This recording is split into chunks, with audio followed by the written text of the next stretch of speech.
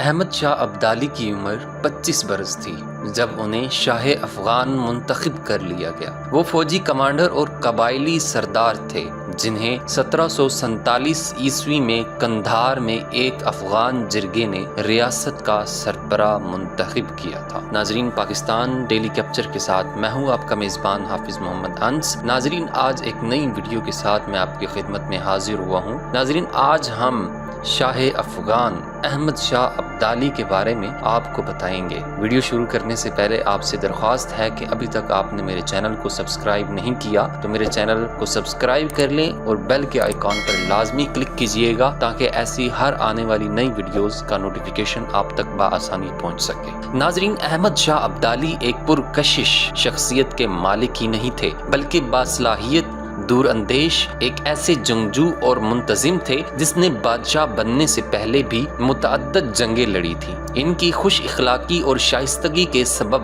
وہ اپنے ساتھیوں اور اشرافیہ میں خاصے مقبول تھے اور بعد میں افغانستان کے عوام سے بھی انہیں بڑی عزت اور احترام ملا۔ انہوں نے تمام افغان قبائل کو اکٹھا کر کے ایک افغان ریاست کی بنیاد رکھی تھی۔ احمد شاہ افغانوں کے ایک اہم ابدالی قبیلے کے فرد تھے جن کی سلطنت بعد میں دورانی سلطنت مشہور ہوئی۔ ابدالی 1722 عیسوی میں ملتان میں پیدا ہوئے۔ جرمنی کے ایک مشہور مفکر اور مورخ فریڈرک اینگلز نے 1857 عیسوی میں اپنی کتاب جنگ افغانستان میں اس ملک کا جغرافیہ، حالات اور واقعات رقم کیے ہیں، جس میں وہ لکھتا ہے: افغانستان فارس اور ہند کے درمیان میں ایشیا کا ایک وسیع ملک ہے۔ دوسری جانب سے یہ ہندو کش کے سلسلے اور بحر ہند کے درمیان پڑتا ہے۔ اس کے صوبہ جات میں فارس کا صوبہ، خراسان، کشمیر اور سندھ شامل ہیں۔ خطہ پنجاب کا ایک حصہ بھی شامل ہے۔ اس کے مرکزی شہر کابل،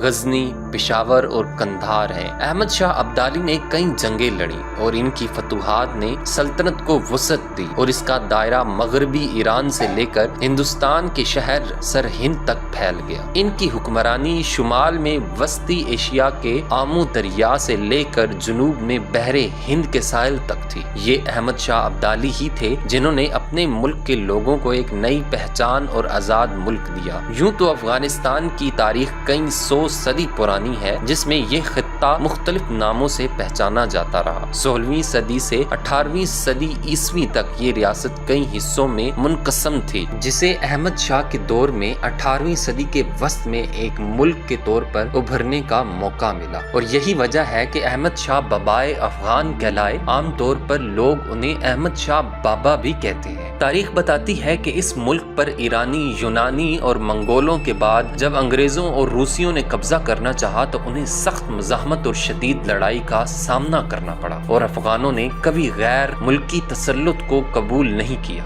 احمد شاہ ابدالی کا دور حکومت 25 برسوں پر محیط ہے، جس میں انہوں نے ایران نادر شاہ کے زیر نگین علاقوں پر دورانی سلطنت قائم کی۔ نادر شاہ کو اس کے بھتیجے نے ہی قتل کر دیا تھا، اور احمد شاہ ابدالی جو نادر شاہ کی فوج میں کمانڈر تھے، افغانستان کے بادشاہ منتخب ہو گئے۔ احمد شاہ ابدالی کی موت کے بعد ان کی اولاد نے اقتدار سنبھالا تھا۔ احمد شاہ ابدالی کا ذکر تاریخ میں مرہٹوں سے پانی پت میں مشہور جنگ کے سبب بھی محفوظ رہے گا۔ پانی پت کی جنگ میں ہندو مرہٹا کو شکست دے کر احمد شاہ ابدالی نہ صرف ان کا زور توڑنے میں کامیاب ہوئے بلکہ ان کی اس کامیابی سے ہندوستان کا مغل خاندان بھی محفوظ ہو گیا، جس کے لیے مرہٹا بڑا خطرہ تھے۔ 19ویں صدی کے اوائل میں دنیا نے جمہوریت اور مختلف نظام ہائے مملکت دیکھے، اور اسی عرصہ میں سیاستدانوں نے دورانی سلطنت کے لیے باقاعدہ لفظ افغانستان استعمال کرنا شروع کیا۔ آج افغانستان ایک زمین بند ملک ہے جس کے جنوب اور مشرق میں پاکستان، مغرب میں ایران، شمال مشرق میں چین، جبکہ شمال کی طرف ترکمانستان، ازبکستان اور تاجکستان موجود ہیں۔ احمد شاہ بابا کا مقبرہ افغانستان کے مشہور شہر قندھار میں واقع ہے۔ مقامی اور غیر ملکی مورخین نے بھی ان کے دور حکومت اور بطور بادشاہ کارناموں کو سراہا ہے۔ ایک ہندوستانی مورخ گنڈا سنگھ کی انگریزی زبان میں لکھی گئی کتاب احمد شاہ ابدالی دورانی جدید افغانستان کے معمار میں لکھا ہے: احمد شاہ ابدالی نے اپنی اپنی پوری زندگی ملک کی بہتری کے لیے وقف کر دی تھی اور وہ آج بھی افغان لوگوں کے دلوں میں زندہ ہے۔ اتنا ہی نہیں، جنوبی اور سینٹرل ایشیا کے مسلمانوں کی بڑی تعداد ان کا نام ادب سے لیتی ہے اور لوگوں کے دلوں میں بسنے والے احمد شاہ ابدالی 1773 عیسوی میں اس دنیا فانی سے انتقال کر گئے۔